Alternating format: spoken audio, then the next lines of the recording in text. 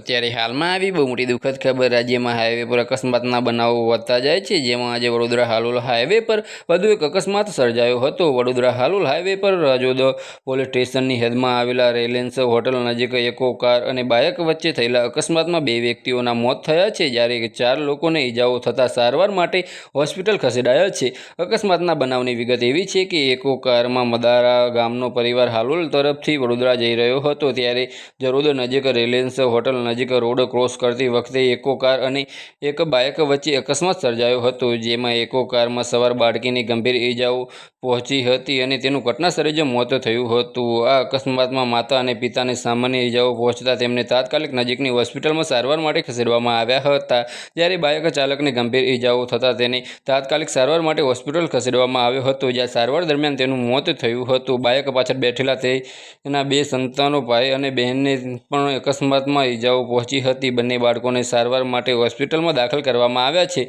અને તેમની હાલત સ્થિર હોવાનું જાણવા મળ્યું છે। બસ આજ માટે આટલું જ, અને મારી યુટ્યુબ ચેનલ પર નવા હોય તો લાઇક, શેર અને સબસ્ક્રાઇબ કરી દેજો। ધન્યવાદ।